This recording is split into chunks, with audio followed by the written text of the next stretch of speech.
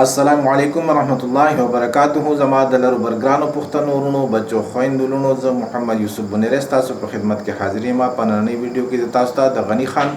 په یو ډیر لوی جوور نظم باندې خبرې کول غواړم. د کومې سرنامه چې د بیا یعنی را روان ژوند دا د چوارو غنی خان په دې نظم کې سوی خو تاسو ته د یادګرنه کوم چې دا نظم وګد دی. زه ډیر کوشش کوم چې په دې باندې سرسری لاړ شم، خو که چېرې خبره اوږده شوه نو تاسو په غور سره واورئ. ډېر د فایدې نظم دی. غنی خان وایي قسمت مې جولا دی ناز کټۍ ته په آرام د خو بدو عجبه تنستا بوده روانه د وخت ما کوچلیږي زر سپڼسي به شي تمام خبر نه یم دا سله او دا څه جوړی زمانه زه ګرځم چاپېره تپوسونه کوم مدام د ګل نه د ساقي نه د کتاب نه د مولا نه دا سله دی جوړ شوی دومره اوږد انتظام داسې وي چې ژوند راوړي او مرګ یو سي د دنیا نه دا تله هسې رفتار دی که لري چېرته مقام تیارو نه دا راغلی لار تیارو ته د روانه او هغه دی ولاړ دی په ګلونو کې خیام وای ژوند خاورې ایرې دی بې د مینې او جانانه دې درد لړلي ژوند کې بې خودۍ کې د آرام د ظلم په دې اور کې یو ساقي دی مهربانه دا مس بې خود سر نشه ځواني او دلارام راواخله په شکرونو یې قبول که غنی خانه خو هغه د جماعت کې اوچت بانګ وی امام وای دا دنیا بلا د تخت تخت د بلانه ساقي درته ډک کړی دی د سور انګاره جام دا سرې شونډې اور دی د دوزخ په لار روانه دا ژوند د دنیا څه دی لوبې ټوقې مسخري دي جنت کې شرابونه سپین غلمان حورې مستانه سقراط کو آواز وی د دې ټولو د سرسام هیڅ چرته رڼا نشته بې د عقل د جهانه په پوهه او په فکر کې د حسن په پوهه او په فکر کې د حسن هم آرام دا نور دی د رب نور د آدم خاوره کې روښانه دا خره دي نه پوهېږي وایي وهم ته الهام منطق او فلسفه ده چې پرې ګرانه شي اسانه راځه روح له دې هم ما پوره کړی انتظام که بوت وي او که رب څه بره ومنه د ځانه شو چار چاپېره شور هر خوا ولاړ و یو امام هر یو وي زه په سمه یم دا نور دی ټول په ورانه یو ته ورنږدې شوم ښه مې ولټول تمام یو هم نه کړم آزاد د زنځیرونو د سودا نه مستي مې کته داسې چې نه می غواړي نه جام هغوی د یارې ډک ګونګام رایې جوړو زمانه جانان مې کتو داسې چې مې هوش واخلي تمام هر ساز مې د مستۍ نه همه سوز مې د جړانه دلبر مې کتو داسې چې وي تل روخان په بام یو ګل د رڼا جوړ خبر د مینې او ارمانه یوازې ترې روان شم په زړګي کې مې ماښام نصیب نه ګیله من په هوش ژوندون باندې ستومانه ورو غلی مې په ولي باندې لاس کې خود خیام وې دې کوڅو کې زه تلی راغلی یم د پخوانه د خاورو د ادم اخر د خاورې د مقام د خاورې د ادم اخر د خاورې د مقام هیڅ داسې علم نشته چې ژوند خلاص کړي د خزانه د وخت هره لمحه ده هم شروع او هم انجام د ژوند رازونه مرګ کې دي پټ شوي د انسانه نه یې سر شته نه لکۍ یو دایره د خوله د جام او رڼا د تیارو تاوده او تیاره تاوده رڼا نه په خود کې درد دی اور دی بې خودۍ کې دی آرام د درد دړلي ژوند کې یو ساقي دی مهربانه دا مستانه سر نشه ځواني او دلارام د دې به زیات څه درکړي او زیات څه غواړي د چانه چاپېره خش او رنګ تش د کتلو په انعام په هر یو موټي خاورو کې زرګونه ګلستانه یو څاڅکي کې د ژوند د عقل پوهه کل سمام رګونو د نیکونو د ابۍ او د بابانه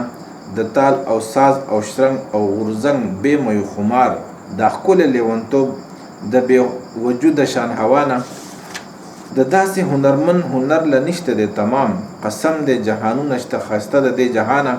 د نیش نه را روان شو د دا رنګین مقام چې هر چرته دی بیایي زور زور له خندانه او پرېږده جولاګۍ خپلې کډۍ ته په آرام جوړی دی چې کوم شی وي که وي ګرانه که ارزانه او چې دا ټوله پوره شي دا سپڼسي به شي تمام نو زه په خندا یاره د کډۍ نه د جولانه چې تش یو یاد او هوش لکه باغ بوی باغ کې ماښام آزاد شي د دې تورو زنځیرونو د دنیا نه نو بیا بل جهان کې نوی هوش او نوی مس خمار او بل قسم سرود نورو پردو کې د ستار زما عزتمندو دا نظم کې غنی خان ډېرې د کار خبرې کوي او انسان چې دی هغه د ژوند په سفر کې د منزل په تلاش کې دی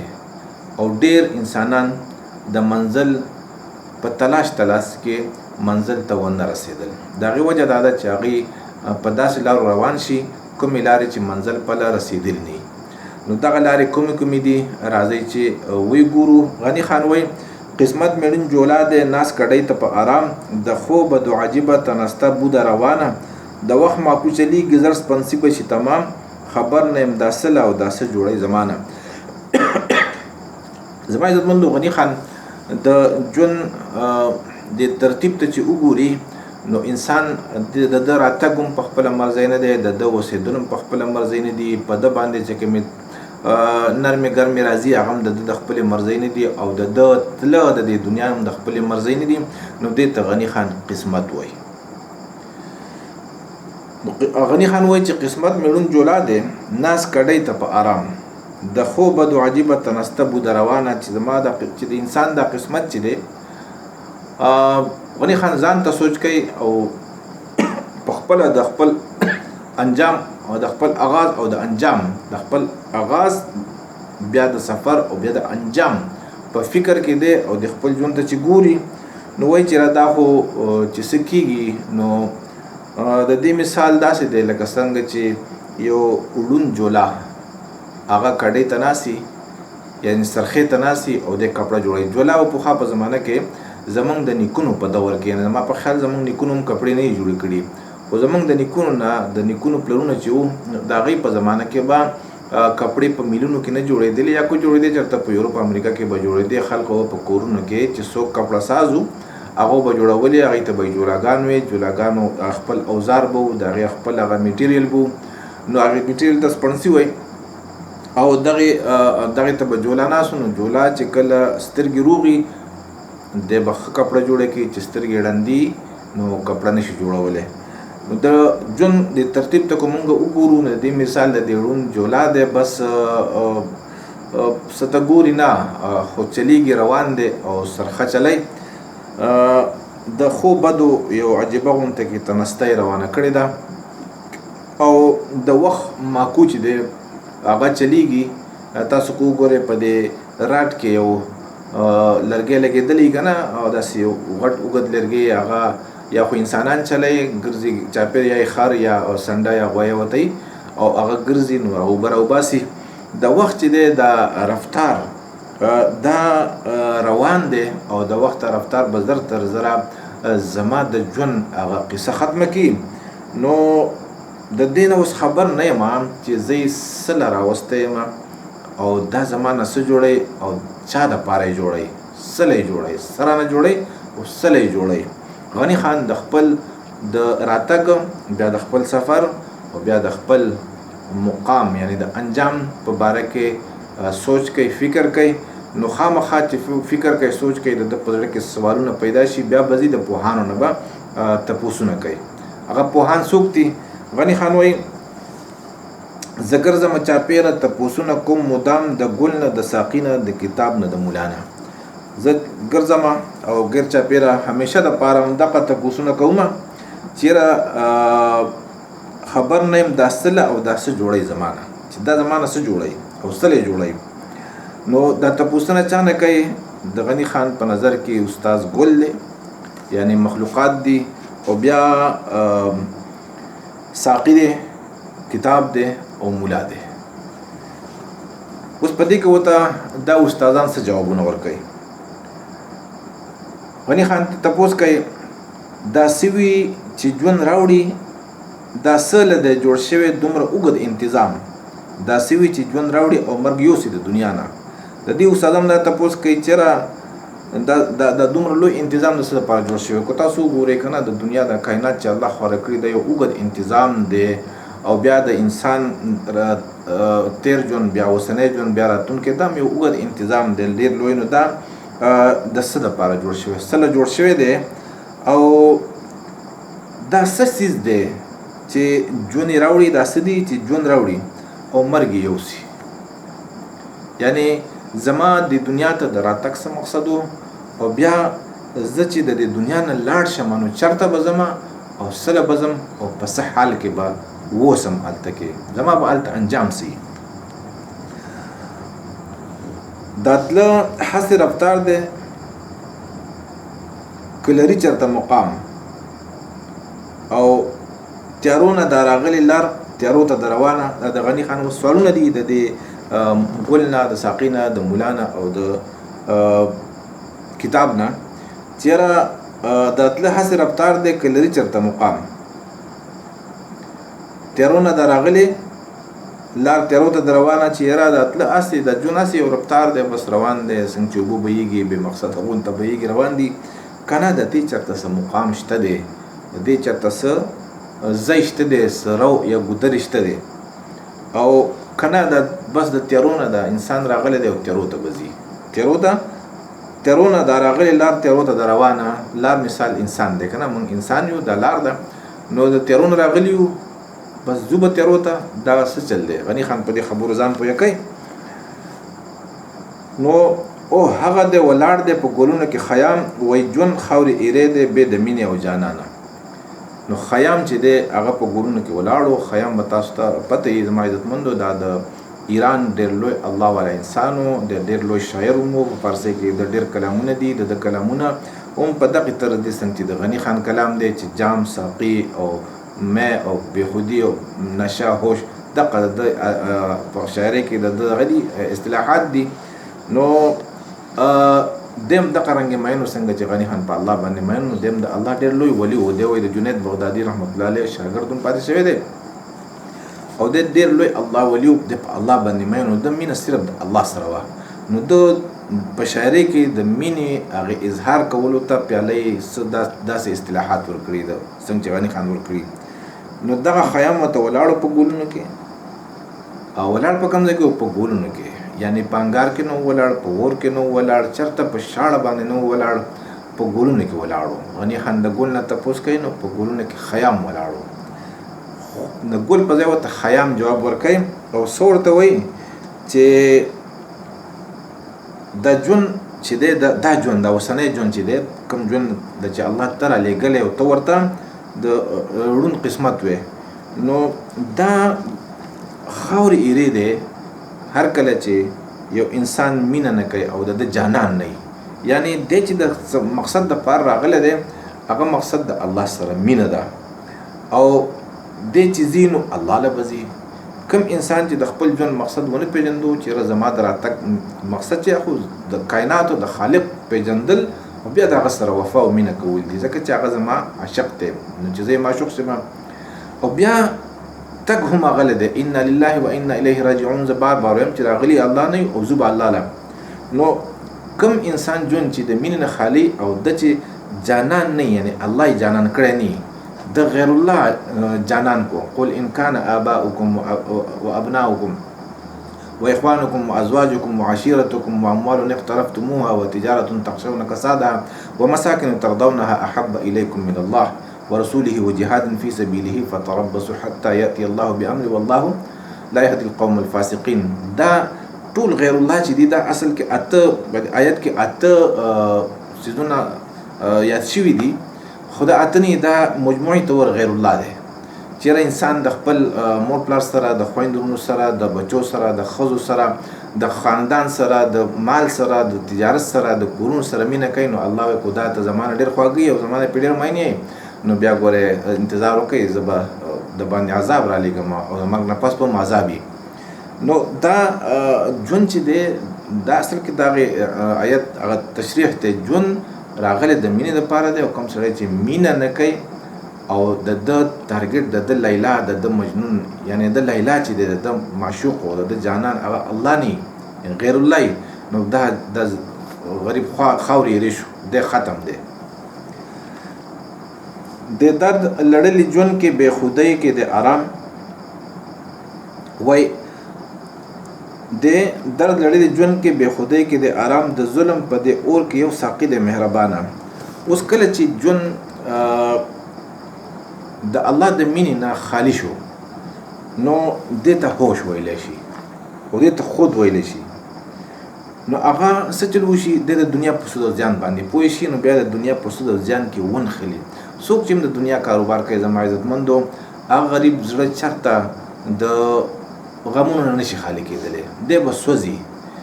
نو دغه ژوند بیا د درد کې لړلی دی، په اور کې لړلی دی، په اور کې سوی ژوند دی. نو د درد لړلی ژوند کې بې خودۍ کې دی آرام، د درد ژوند خو دی په دردونو لړلی. په دې دردونو نه به ځان څنګه ساتي؟ ځان به بې خوده کوي، یعنی د دنیا د سود او زیان نه به لاس وباسي او د الله په مینه کې به لاس ور واچوي، ځان به په هغې کې مشغول کړي. نو بیا به په ارامي. او د ظلم په دې اور کې یو ساقي دی مهربانه، دا اوس د ظلم اور دی، هر طرف ته ظلم دی. تاسو وګورئ انسانیت چې دی شته دی نه، نو هر سړی د بل نه ګیله کوي، هر سړی د بل نه اسره کوي، هر سړی د بل نه لهلچ کوي، څوک چاله څه ورکوي نه. بس هر سړی هغه رحمان بابا وایي، هر سړی د خپل مطلبه پورې یار دی، ما د خدای دپاره یار لیدلی نه دی. نو دا د ظلم په دې اور کې یو ساقي دی مهربانه، هر سړی تا ته اسره ده، ستا ته اسره ده، ما له دې څه راکړو، تا زما دپاره څه وکړو. تاسو به اورئ که نه، موږ مسافر چې د ملکونو ته خپل وطنونو ته لاړ شو، یقین وکړئ په دې مسافرۍ کې هغه خلک چې لکه مونږ سره چېرته دعا سلام هم نه کوي، کیدای شي پیژنې هم نه، یقین وکړه مونږ ته هغه هم یادېږي، فلانې به څنګه یې، یاره فلانې به څنګه یې، فلانې به څنګه یې. خو چې لاړ شو د دې وطن نه، نو په هغې خپل یاران دوستانو خپل رشته دارو کې داسې خلک وي چې زمونږ نه ګیله مني او هغه زمونږ نه خفه وي. ولې وایي ده ماله څه راوړو، ده ماله څه رالیږلي. نو دا هر انسان چې دی یا سړی خپل واده یې کویده نه یې که نه، غټ خیرات وکړي، غټ ولیمه وکړي. تاسو وګورئ که خفه نو خپل یار دوست پتې خفه پاتې شوی، که مروري نو خپل رشته دار پتې مروري. دا چې دي دا وجه څه ده؟ دا ټول تا ته په اسره کې دي، تا خو ظالمانان دي. یو څوک دی چې تا له درکوي، په تا مهربانه څوک دی؟ هغه صرف ساقي دی، یعنی الله دی، چې هغه ستا نه هېڅ اسره نشته دی. تا له کوی هر څه درکړي دي، اسره یې د نه هېڅ هم نشته دی، غواړي د نه هېڅ نه، او هر څه دله بے حسابه درکړي. کو تاسو د خوراک څخه وګورئ، کو تاسو هر یو نعمت د الله ووایي، الله فرمایي وان تعدوا نعمت الله لا تحصوها. کو چېرې تاسو زما نعمتونه وشمارئ، شمارلی نه شي، دومره مهربانه دی. او غواړي د نه هېڅ نه. نور خلک خو ستا سره ښه کوي نو مهربانه نه دي، هغه ځان دپاره سره ښه کوي. خو الله چې ستا سره کومه نیکي کوي، ستا سره کومه مینه کوي، نو دا بالکل په اخلاص ته ستا نه غواړي، نه څه په بدله کې، صرف دا چې وفا ده نه غواړي. نو دا مس بې خوده د ظلم په دې اور کې یو ساقي دی مهربانه، یعنی یو ساقي دی، هغه مهربانه دی، په تا مین صرف چې دی هغه یو الله دی. نو مینه به د چا سره کوي؟ د دقې مین سره او دقې مهربانه سره چې مینه ونه کړي، نو بیا دا ژوند اور دی، بیا دردېدلی دی. دا مس بې خوده سر نشه ځواني او دلارام راواخله، په شکرونه قبول کړه. غني خانه، غني خان اوس چې دا روان دی که نه، او د خپل ژوند متعلق، د خپل راتګ او د خپل سفر او د خپل منزل متعلق تپوسونه کوي. غواړي چې زما د ژوند څه مقصد دی، زه پوه شم، زه څه کار له راغلی یم، څه به کوم. نو دې تپوس کوي د ګل نه، د ساقي نه، د مولا نه او د کتاب نه. نو بیا ورته خیام په ګلونو کې ولاړ و، هغه ورته د ژوند فلسفه بیانوي چې ګوره او بیا په غني خان کې دا سوالونه چې دا د هغې چا په زړه کې چې د هغه د الله سره مینه یې، او وایي وغواړي چې یاره زه د خپل ژوند مقصد باندې زه پوره وختلی. نو دا ورته غني خان، خیام ته غني خان وایي چې ګوره دا مس بې خوده سر چې الله درکړی دی، داسې سر د الله درکړی، دنیا سود زیان دی پروا نشته دی، عیش عشرت سره دې پرېښي دي، صرف د الله سره د مینه د فکر دی، د الله دی، نظر دی په الله دی. او داسې ځواني درکړې ده چې هغه نشه ده، یعنی ته د هغې ځوانانو په شان نه یې څنګه چې نور ځوانان دي د خرو د حیوانانو په شان ځواني تېروي. او دلارام زړه یې دغه درکړی دی، مطمئن درکړی دی، یعنی که دلارام موږ دغې ته ووایو چې زړه مطمئني د الله په مینه کې مست دي. نو بس دا نعمتونه چې الله کوم درکړي دي، نو غني خان بس دغه ډېر دي که نه، په شکرونه قبول کا، راواخله په شکرونه قبول کا غني خانه، بس راواخله دغه کار کوه، دغه کاروبار جاری ساته، په شکرونو باندې دا نعمتونه قبول کا. خو هغه د جماعت کې اوچت بانګ وی امام وای دا دنیا بلا ده، تخته د بلا نه. اوس چې د غني خان په جماعت باندې روان ګورنو کې خو ته خیام دا خبر وکړه، اوس د جمعات نه تیریږي هلته کې ملا صاحب لګیا دی هغه وایي چې دا دنیا خو ګوره بلا ده تخته د دې بلا نه ساقي درته ډک کړی دی د سور انګاره جام او دا سرې شونډې اور دی د دوزخ په لار روانه. اوس خیام ورته د مینې خبره وکړه چلې وتو خو او ملا دې د مینې نه اړی تنبی دې ته چې ګوره دا ساقي چې دی دا کم سړی چې د الله مینه ویشي نو د ګوره د کې فریب دی د ته د سرو سروټ کو نه د سور انګار نه جام ډک کړی دی کو دې اوس کو نو بس شونډې دې سوځي او دا سرې شونډې اور دی د دوزخ په لار روانه خو د تا ته ځان سنبال کړی دی ځان یې ته ښایسته کړی دی دا خو اور دی په دوزخ په لار روان دی. مینه څه شی دی؟ مینه څه نه ده بس د دنیا نه زړه واړوه او دا ژوند د دنیا څه دی لوبې ټوکې مسخرې دي جنت کې شرابونه سپین غلمان پورې مستانه. اوس ملا صاحب ورته څه لار ښیي چې دا دنیا دا څه دي دا خو بس له العب دی. اکثر د مولا په تقریر کې په تحریر کې دغه چې دنیا دا ژوند چې له العب دی د ډېرو څه مقصد نشته دی. اصل ژوند چې دی هغه د آخرت دی هغه جنت دی همیشه دپاره ځواني چېرته به بوډاوتوب نه همیشه دپاره صحت به بیماري به نه هم داسې پورې به چې هغه به ځوان همیشه دپاره په لکه او په کروړاو به دا هغه نو دی ورته د هغې ژوند هغه خبره کوي چې یاره جنت حاصل کا او د دنیا دغه شانې پرېږده او په دې باندې څه کار مه ساته.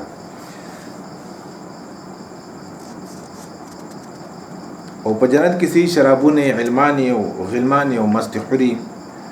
سقراط کو آواز وی د دې ټولو د سرسام هیڅ چرته رڼا نشته بې د عقل د جهانه. اوس د مولا خبره یې واورېدله مخکې لاړو نو هلته کې فلسفي صاحب ناست دی. سقراط مطلب فلسفي چونکې سقراط د فلسفیانو بانی یعنی څه دی څنګه چې آدم علیه السلام د انسانانو نیکه دی کنه دغه شان د فلسفیانو نیکه چې دی هغه سقراط دی. هغه آواز وکړو په غني خان باندې او وی چې دا چا چې ته څه ووایې که نه کو خیام درته ویلي کو د مولا د دې ټولو سرسام دی دا په خپله په تبه باندې سره لړلې تبه ده او اصل سیس چې دی هغه کتاب دی علم دی کتاب راواله علم راواله او علم وکړه هیڅ چرته رڼا نشته بې د عقل د جهانه بغیر چونکې کتاب او علم دا د عقل سره کار ساتي زړه سره نه ساتي د عقل سره کار ساتي ذهن سره. نو هغه وایي چې را اصل کې منطق او فلسفه ده او علم دی بغیر د دې نه بله رڼا نشته دی. په پوهه او په فکر کې دی حسن هم آرام دا نور دی د رب نور د ادم خاوره کې روښانه. اوس هغه ته د خپلې خبرې نورم فضیلت بیانوي چې ګوره د علم منطق او پوهه چې ده کتاب دا په پوهه او په فکر کې ښایست هم دی او آرام هم دی هم به ښایسته خلق به دیدن له راځي او هم به مزې به کې آرام به او دا د الله نور دی د رب نور دی او دا د ادم په دې خاوره کې دا یو روښانه مشال دی. د آخري دې نه پوهېږي وایي وهم ته الهام منطق او فلسفه ده چې پې ګرانه شي اسانه. بیا ورته مزید سقراط خبرې کوي چې ګوره دا څوک چې دا دغه خبرې کوي د منطق او د فلسفې نه علاوه د علم نه علاوه نو دا ټول خري دي دی وهم ته الهام وایي دا خبرې وهمونه دي خو دوی ورته الهام وایي او منطق او فلسفه فقط یو منطق او فلسفه ده یعنی علم دی چې په دې باندې ګرانې اسانیږي. راځه روح له دې هم ما پوره کړی انتظام کو بوت وي او کو رب صبره ومنه د ځان. نو غني خان ورته وایي چې ټیک ته دا خو زما د ذهن خوراک دی علم فلسفه منطق دا خو د ذهن خوراک دی. نو زه د ذهن کار مې وشو الله مالا په دې جسم کې عقل هم را کړی دی او زړه هم را کړی دی. زړه څه دی روح دی که نه. نو اوس د روح په مې څنګه مطمئن کېږي زه خو د روح سرګردانه کړی یم چې دا مطمئن شي. نو سقراط ورته وایي فلسفي صاحب ورته وایي چې دې نه ما انتظام کړی دی هسې انتظام دی بس ته انسان یې که نه نو ځانه څوک بر وګڼه بس څوک خدای که هر څوک کو دی خدای کا کو دی بت ته خدای وي او کو دی الله ته خدای وي ستا خپله خوښه ده خو بس د ځانه څوک بره وګڼه بره څوک د ځان ومنه ځان لاندې حساب کوه بل څوک بره حساب کوه کو بوت یې او کو الله یې نعوذ بالله که نه. نو دغه د روح انتظام دی یعنې په دغه باندې بس روح مطمئن شي. شو چار چاپیره شو هر خوا ولاړو یو امام هر یو وي زه په سمه یم دا نور دی ټول په ورانه. اوس غني خان خو دې خبرو په تلاش کې دی چې ما څوک مطمئن کړي زما د روح اطمینان څوک وکړي. نو درې واړو ته خبره وکړه اوس چار چاپیره شور دی یو خپله خبره کوي بل خپله خبره کوي هر سړی وایي چې یاره هر سړی د خپل مکتب چې د امام دی که نه نو هر یو وایي چې زه په حقه یم دا نور په ناحقه دي. یو ته ورنږدې شوم ښه مې ولټول تمام یو هم نه کړم آزاد د زنځیرونو د سودا نه. غني خان وایي چې یو ته نږدې شوم ساقي ته دغه څه ورته وایي دغه ته هم نږدې شوم فلسفي ته ملا ته نو یو تن هم چې دی هغه ټول مې ولټول او یو تن هم زه مطمئن نه کړم یو تن هم زه د سودا د زنځیر نه آزاد نه کړم. سودا د غني خان څه ده او دا کومه سودا ده چې د هغې په زنځیرونو کې غني خان فکر چې دی او زړه تړل شوی دی هغه دغه دی چې یاره خبر نه یم دا سله او دا څه جوړی زمانه او دا سله د جوړ شوی دومره اوږد انتظام دا سوي چې ژوند راوړي او مرګ یوسي د دنیا نه دا د غني خان سودا ده. نو دې سودا دی پرې زنځیرونه تړلی دی. غني خان وایي چې چاته آزاد نه کړم یو هم نه کړم آزاد د زنځیرونو سودا نه. بیا غني خان وایي مستي مې کته داسې چې نه می غواړي نه جام هغوی د یارې ډک ګونګا مرۍ جوړو زمانه. ولې غني خان مطمئن چا نه کوم غني خان هم څه غواړي که نه د په تلاش کې دی. نو غني خان وایي چې ما څه کتل داسې مستی مې کتله چې هغه مستی بې شراب وي بې جامه وي نه جام په لاس کم ویس کم نه پکې شراب وي خو چې مست شمه. او دی زمانه څه جوړی دی زمانه د یارې ډک مرۍ یعنې غلام جوړی چې بس چې څوک څه وایي زه یم چې خجي جانان مې کتو داسې چې مې هوش واخلي تمام هر ساز مې د مستۍ نه هم سوز مې د جړا نه او داسې جانان په تلاش کې ومه چې زما دا هوش ټول واخلي لکه د ژوند د دنیا د سود او زیان د هوش چې دی که نه او زما له چې کوم الله عقل او علم را کړی دی غني خان هم فلسفي دی دا کوم علم چې را کړی دا زما نه ټول والي ځکه چې په دې علم باندې ما هېڅ ونه موندو ما زړه مطمئن نه شو چې دا زما نه واخلي او بېخوده شمه نشه شمه او هر ساز مې د مستۍ نه هم سوز مې د زما د مستۍ او د ساز نه د خوشحالۍ نه د خفګان نه او د جړا نه دا ټول هغه مستی واخلي الله سبحانه یعنی داسې جانان مې کتو چې داسې جانان زه ومومم. او بل مزید څنګه جاناني دلبر مې کته داسې چې وي تل روخان په بام یو ګل د رڼا جوړ خبر د مینې د ارمانه یو داسې دلبر چې هغه لا زواله دلبري لکه دنیا دلبر چې اوس مال دی که نه مال زمونږ دلبر دی نو مال خو یا په دنیا ختم شي چې سړی یو بس مال ته لاړ شي یا انسان مال یو انسان ته لاړ شي یا وسوځي وروسته هر څه شته د دې لا دغه رنګې انسان سړی دلبر کې هغه هم بوډا شي هغه هم بېوفی نو دا فاني څیزونه دي لکه کوم اته څیزونه چې ما تاسو ته په دغه آیت کې یاد کړه. نو غني خان دغه اته نه ګوري داسې دلبر ګوري داسې اشنا ګوري چې هغه همیشه دپاره په بام باندې یعنې هغه په یو لوړ مقام باندې فایز وي او تیاره نه وي رڼا یې روښانه وي د رڼا ډکې الله نور السماوات والارض نو د رڼا څوک ډک دی صرف الله دی. او داسې ګل د رڼا نه جوړ چې هغه د مینې او د ارمان نه خبرې لکه د انسان په زړه کې مینه یې که نه او د هر مین په زړه کې یو ارمان او ارمان د خپل معشوق د دیدار او د وصالي.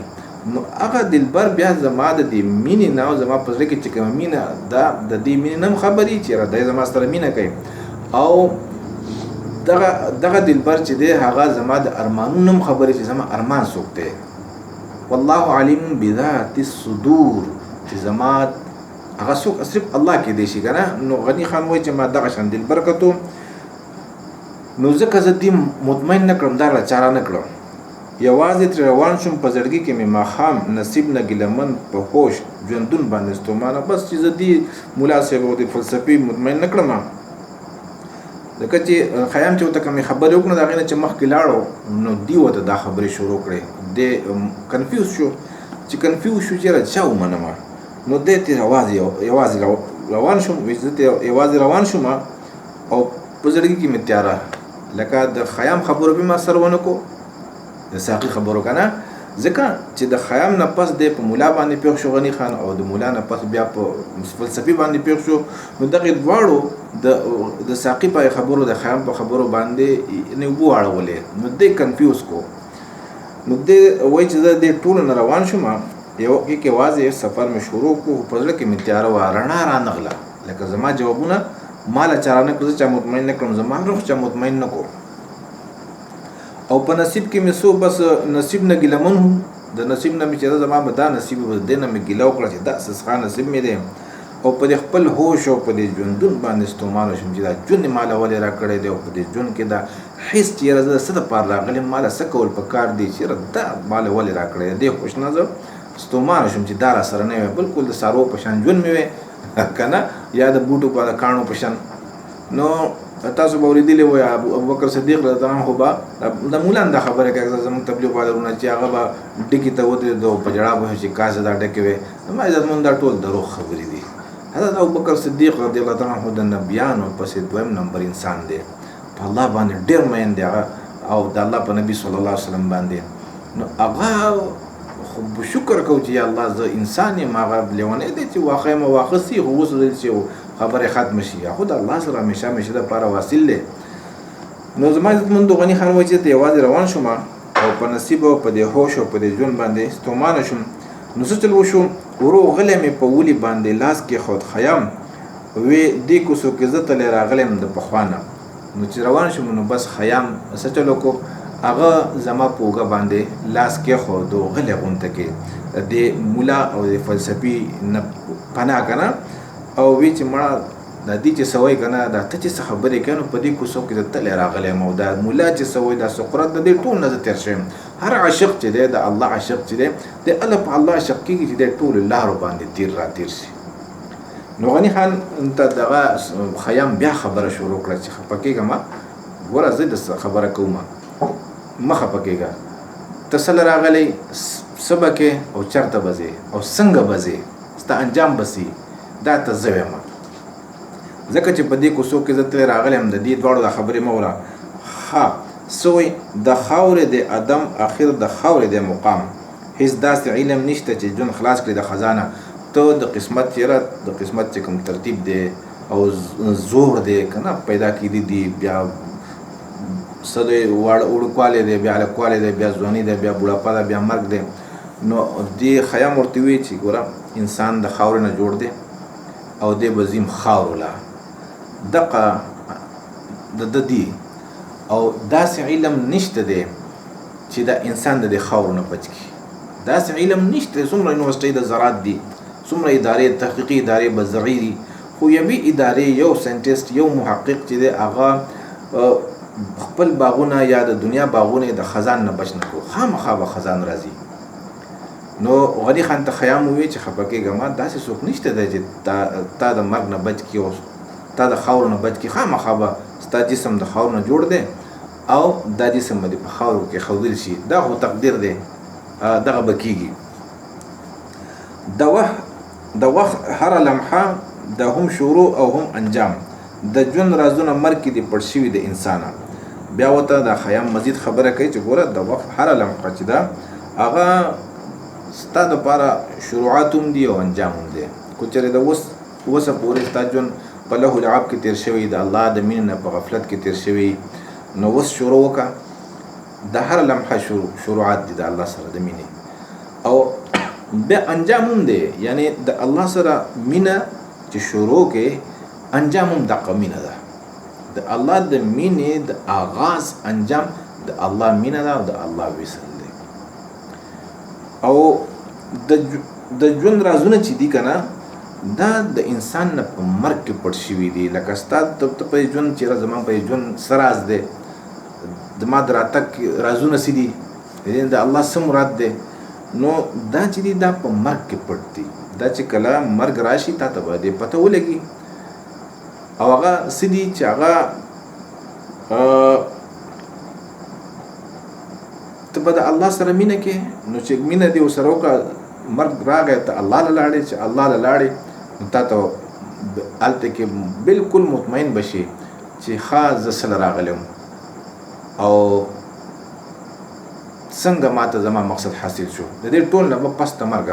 دغه کېږي یعنی کوم مرګ نه وي نو ته به د ژوند د راز نه خبر شوی د ژوند کوم رازونه چې دي دا د مرګ په وجه باندې دي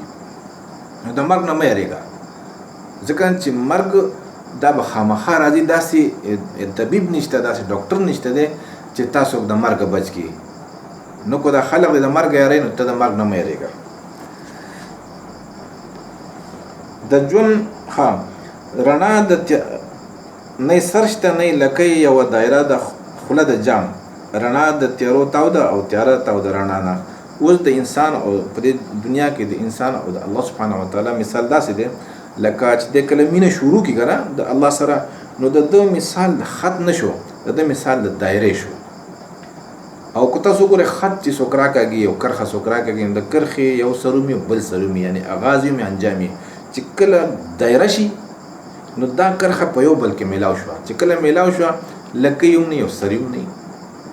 لکه څنګه چې د کرښې لکۍ یو سری، نو د انسان کو فرض کړي د الله سره مینه نه کوي نو لکۍ او سر به یي. خو کو چېرې د الله سره مینه شروع کړه نو د الله په مینه کې ډوب شو، لکه مینه په مینه کې ډوبه شوله. د ده بیا سر او لکۍ نشته، د ژوند هم ژوند دی، د مرګ هم ژوند دی. یعنې دا نه چېرې ژوند خو ژوند دی او چې مرګ راغی ژوند دی ختم شو، نه نه نه، د ژوند هم ژوند دی. لکه مینه کوي که نه د الله سره. اوس د مرګ چې راغی نو د مرګ نه پس به د الله له ځي نو هغه هم ژوند شو، نو خبره ختمه شوله. لکه د دایره د ګول دایره ده. او د دې مثال داسې دی لکه د انسان مثال د تیارې دی، لکه پورک دی د الله نه که نه، نو د تیاره دی. چې مینه کوي نو داسې دی لکه چې دی کله د الله سره مینه کوي نو د الله دا اصول دي چې الله انتهایی قدردان دی. الله سبحانه وتعالی چې څوک ورسره مینه کوي نو الله وایي والله لا یضیع اجر المحسنین، زه د یو محسن یو نیکي هم نه ضایع کوم. یعنې څوک هم زما سره مینه کوي نو زه وله په منډو ورځم او زه به یې د خپلې سینې سره جوخ کوم. نو هغه رڼا ده، هغه وله جواب ورکړو نو دا تیاره د رڼا نه تاو شوله او رڼا د تیارې نه تاو شوله. دې مثال داسې دی. په خود کې درد دی، اور دی، بې خودۍ کې دی آرام، د درد لړلي ژوند کې یو ساقي دی مهربانه. بیا ورته چونکې د ملا صاحب او فلسفي ورته عجیبه غونته کې خبرې وکړې نو دغه ورته اوس په تفصیل یې پوه کوي. مخکې اجمالي خبره کړې وه، یعنې مختصر خبره ورته کړې وه په شروع کې، اوس ورته په تفصیل سره خبرې کوي چې ګوره په خود کې درد دی، اور پکې دی او آرام په بې خودۍ کې دی. خود څه ته وایي؟ د دنیا په سود او زیان چې پوهېږي نو دی ذهن کار کوي او زړه کار نه کوي، په خود کې دی. او چې کله د دنیا او د سود او زیان نه د لاس وباسل او د مخه او د رخ اني وجهت وجهي للذي فطر السماوات والارض حنيفا وما انا من المشركين، چې دی بالکل الله طرف ته مخ کی او د څوک د الله سره په مینه کې نور نه شریکوي، یعنی غیر الله سره نه شریکوي، نو دی بې خوده شو. په دې بې خودۍ کې آرام دی. تاسو وګورئ ابراهیم علیه السلام یې اور ته راتاو کړی نو دا اور څه شی دی؟ اور خو انسان سوځي. نو ابراهیم علیه السلام پکې ولې آرام کوو؟ ځکه چې بې خوده و. خو دی چې د دنیا په هوش کې وی، یعنې دی په خود کې وی که نه، نو په دغې اور به دی څه و؟ ځکه چې د دنیا سود او زیان به یې کتل، اور ته به یې دنګل هم نه و. خو ده اور ته ولې دنګل و؟ بیا اور ولې نه سوځو؟ ځکه چې دی بې خوده و. چې بې خود د ځان خبر نه او بې خودي څه ده؟ د الله سره داسې مینه چې بل طرف ته او د چا انسان نظر هم لاړ نشي. د درد لړلي ژوند کې یو ساقي دی مهربانه. اوس دا ژوند چې دی د دنیا په دې دا د درد لړلی ژوند دی، په دې کې صرف او صرف یو الله دی، هغه مهربانه دی. یعنی ستا سره چې څوک مینه کوي، ما تاسو ته وختي ووایي که نه، انسان چې دی د ده سره کو د دوستان دي، کو د ښځې او بچي دي، کو د خویندې ورونه دي، کو د مور او پلار دي، د ده مالک دی، کو د ده نوکر دی، نو دا په اغراضو باندې تعلق دی او رشته ده. او دی به څه ورکوي نو څه به اخلي، دی به د چا نه فایده مومي چې بل له فایده ورکوي. او که دی چا له فایده نه ورکوي نو بل څوک هم فایده نه ورکوي، ځکه ټول په لالچ او په اسره د ده نه دي. ستا نه خو هر سړی په اسره کې دی د الله نه علاوه که نه، صرف چې دی بې اسرې مینه سره څوک کوي، بې لالچ او بې غرضه مینه سره صرف یو الله کوي، هغه په تا باندې مین دی. یعنې دا نور خلق په تا نه دي مین، دا ټول د خپل اغراضو په وجه ستا نه چاپېره شوي دي. او چې کله اغراض پوره شي بس بیا په تا څه کوي؟ که تاسو وګورئ مور پلار بوډاګان شي بیا ورته بچي نه راغونډېږي، ځکه دا خو په اغراضو باندې راغونډ شوي، په وړوکوالي څوک نه د دې که نه چې یاره دې حفاظت وکړي، په دې باندې څوک تعلیم وکړي، د دې څوک په سر لاس راکې دغه مور پلار بس مور پلار ته راغونډ شوي چې کله دی د خپل طاقت چې بیا به مور پلار څه کوي. نو مقصد دا دی چې هر انسان باندې مهربان او مین صرف یو الله دی. دا د خیام غنی خان ته خبره وکړه چې د درد لړلي ژوند کې یو ساقي دی مهربانه صرف یو الله دی. نو مینه به ته د چا سره کې دا قصه وکړه چې څوک پتا باندې مهربانه دی. ولې په داسې خلکو سره مینه کې چې هغه ستانه د اغستو په فکر کې دي او ستانه د کنستلو په فکر کې دي. دا مستانه سر نشه ځواني او دلارام د دې به زیات څه درکړي او زیات څه غواړي د چا نه. بیا خیام په غني خان پوه شو که نه چې دا خو معمولي انسان نه دی. ورته وایي چېرې تعالی الله ګوره دا مستانه سر درکړی دی. مستانه سر کم یوي سر داسې په سر کې په ذهن کې د دنیا د سود او زیان د کمی او د زیاتی دغه سوداګانې پرتې. د غني خان په زړه کې دغه سودا نه وه او دا غني خان سره څوک پاتې شوي هغوی ته پته وي. غني خان د دنیا په سود او زیان باندې په خپله تاسو د هغې دوه نظمونه وګورئ بادشاه او یو ګډې وډې چې غني ته نه سړی شي نه بشي. په دې کې به تاسو د غني خان پوره اکسرې راشي چې غني خان څنګه انسان و. د دنیا لکه سر یې ځکه مستانه و چې دنیا غرض نه دی ساتلی صرف د الله ته فکر لکه انی وجهت وجهي للذي لکه ابراهیم علیه السلام پشان بالکل الله طرف ته د ده توجه وه یکسویې سره. او نشه ځواني لکه ځواني داسې ده چې د نورو ځوانانو پشان د خرو د سپو پشان ځواني نه ده د سور پشان ځواني نه ده. داسې ځواني ده چې ستا ځواني د الله په مینه کې ختمه شوه او زړه دله مطمئن درکړی دی. نو د الله دوست نور څه غواړي د دې به زیات څه درکړي. ته د الله نه څه غواړې نور د دې نه به تعالی زیات نور څه درکړي. د دنیا د غم نه پامان کړې او خپله مینه یې درکړله او ستا زړه یې د خپلې مینې نه ډک کړو یعنې د الله د مینې نه ستا زړه ډک کړو په خپله تا سره مینه کوي. او دې نه زیات به نور تعالی څه درکړي او نور او زیات څه غواړي د چا نه نور د چا نه څه غواړي زیات بس کوم دغه ده که نه. چاپېره خیش او رنګ تش د کتلو په انعام په هر یو موټي خاورو کې زرګونه ګلستانه. بیا ورته خیام نور خبره کوي چې ګوره دا چاپېره چې ګورې دا خیش دی رنګونه دي که نه صرف تا د کتلو دپاره ستا د سترګو د خوشحالولو دپاره الله د رنګونو څومره انتظام کړی دی. ګلونه یې پیدا کړي باغونه موټی خاورو به موټی ځای به پای کې ستا دپاره څومره رنګونه یې شنه یو بوټی دی څومره رنګونه یې پکې د میوې رنګ ځان له دی او د ګل رنګ ځان نه دی د پاڼې رنګ ځان له دی او د موندر رنګ ځان نه دی. نو دا چا وکړو دا د باندې دقه یو ساقي ده چې کوم په تا باندې مین دی. او یو څاڅکی کې د ژوند د عقل پوهه کل سمام رګونو د نیکونو د ابۍ او د بابا نه. یو څاڅکی ژوند یو څاڅکی دی ګوره تعالی عقل درکو. پوهه عقل څه دی چې الله سبحانه وتعالی وپېژني. صحیح عقل دا دی چې هغه الله په انسان وپېژني او خپل مقصد وپېژني. زما مقصد څه دی او مینه شروع کړي د الله سره. عقل ذهن زړه ته خبره کوزه کړي چې رستا کار مینه ده خو صرف د الله سره به یې او ګوره ته پیدا کړې د څه نه یعنې داسې پیدا نه کو انسان چې انسان یې د حیوان نه پیدا کو او یا د انسان نه حیوان پیدا کوي. سلسله څنګه روان ده ستا سلسله روانه ده د آدم علیه السلام نه والا تر قیامته پورې سلسله به د انسان نه به انسان پیدا کیږي. د تال او ساز او شرنګ او غورځنګ بې مې خمار دا ښکلی لیونتوب د بې وجوده شان هوا نه چې ګوره دا تال وجود چې دی ساز خوشحالي او یا ژوند او شرنګ بیا په دې کې هغه مستي چې د غورځنګ چې دی د مینې هغه په زړه کې ستا د مینې د غورځنګ هغه شرنګ مستي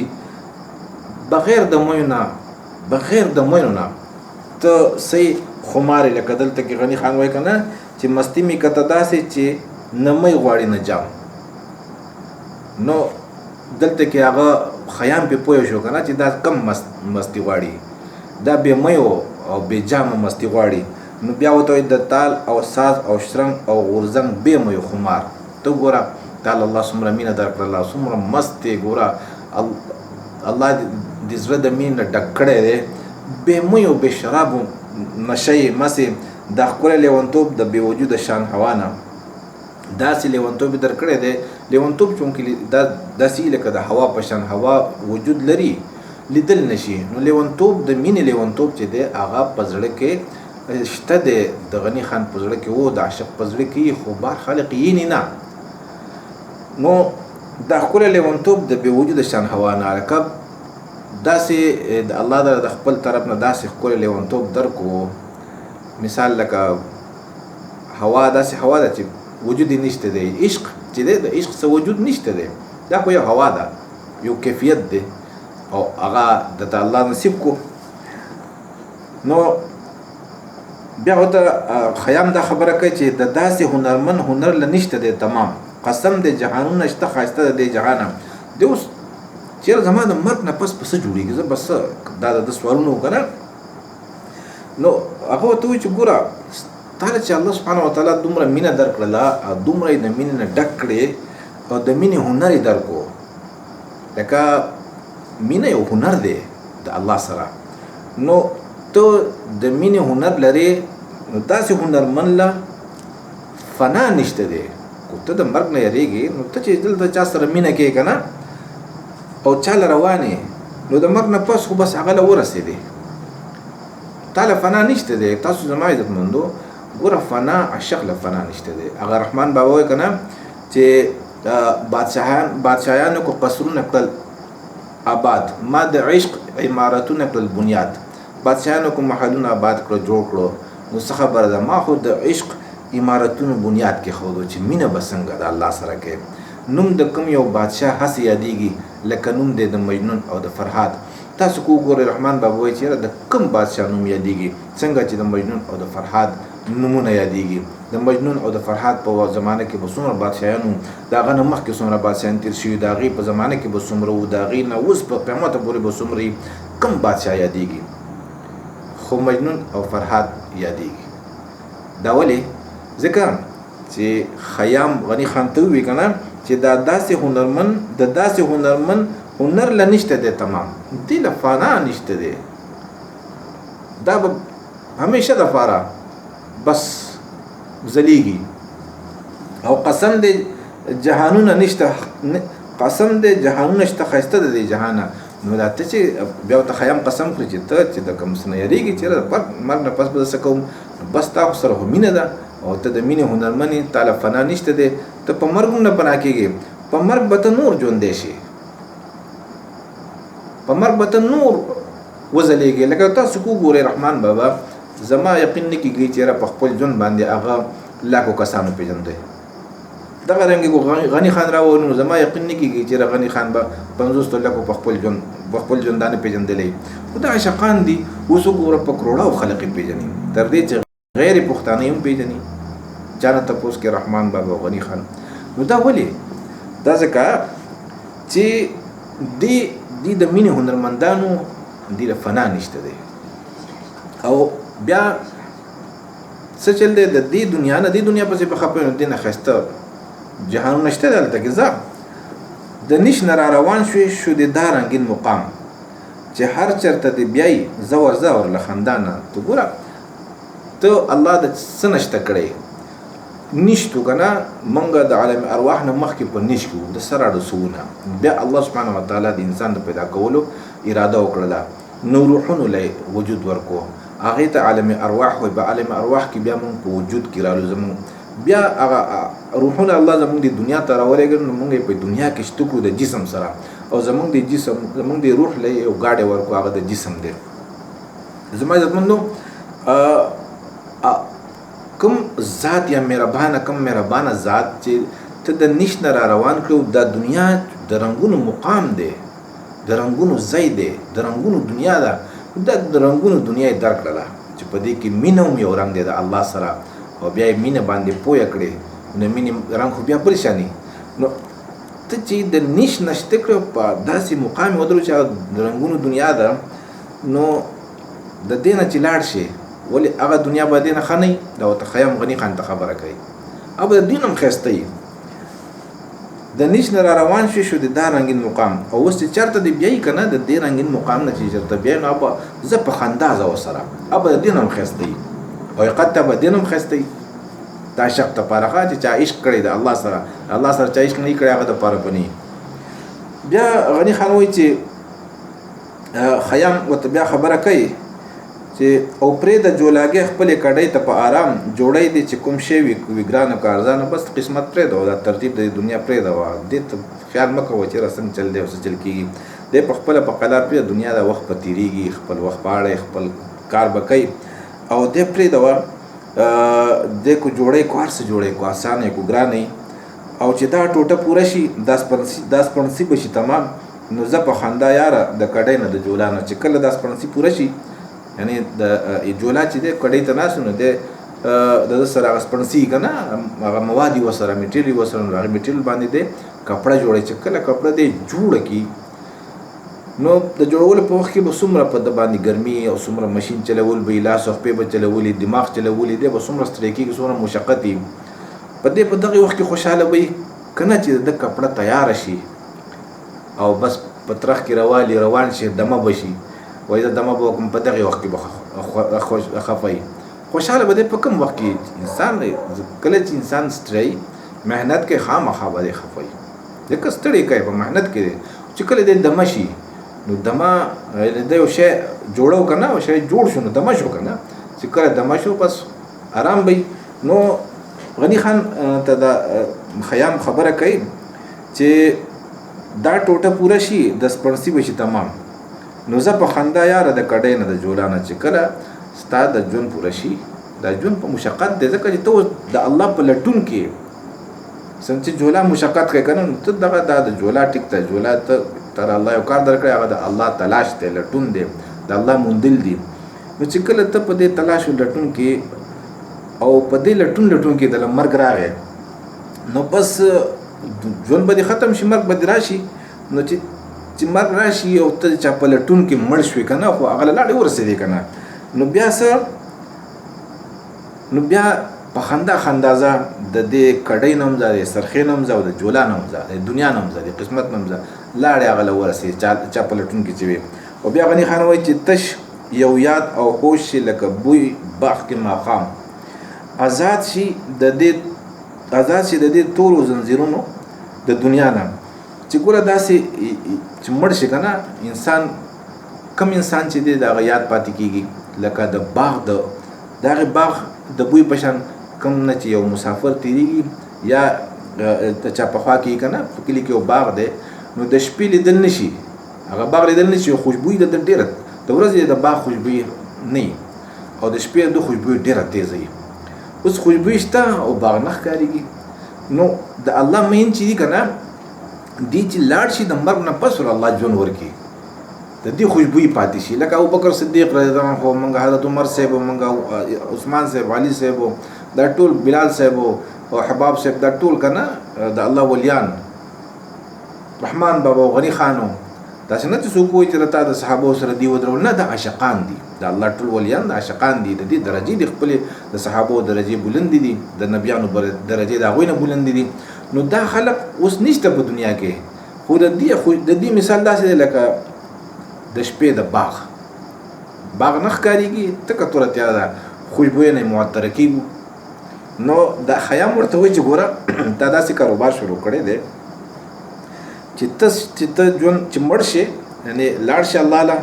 نو یو یاد او هوش بشي د داسې یاد په پاتې شي داسې هوش په پاتې شي لکه د ماښام باغ د تیرې باغ چې بوی به دې راځي او ښکارې بنا او د دې تورو زنجیرونو د دنیا د تورو زنجیرونو آزاد بشي چې کله آزاد شي څه وي بیا بل جهان کې نوی هوش او نوی مست خمار بیا چې کوم جهان ته لاړ شو هلته کې به نوی هوشي دا هوش به نه او نوی مست خمار به یو مست نشه به ځکه دلته کې یو عاشق چې د الله سره مینه کوي یعنې نه مینه ورسره کوي دی په دې مینه کې بېهوشه وي لکه څنګه چې ابراهیم علیه السلام مثال ماته درکو تاسو درکو چې هغه ولې په اور ونه سو بېهوش و که نه دی مدهوش و دی په خود کې نه اوس چې یو انسان یو عاشق الله ته مخامخ لاړ شي او یینی چې دا به څومره مستی نو هلته بیا بل جهان کې نوی هوش او نوی مست خمار بیا د دې نه هم زیات مست خمار به وي څومره مینه چې دلته ده او څومره مستی چې دلته حاصله کړې ده څومره رڼا چې دلته حاصله کړې ده دې نه بس وایي بې حسابه به وي او بل قسمه سرود نورو پردو کې د ستار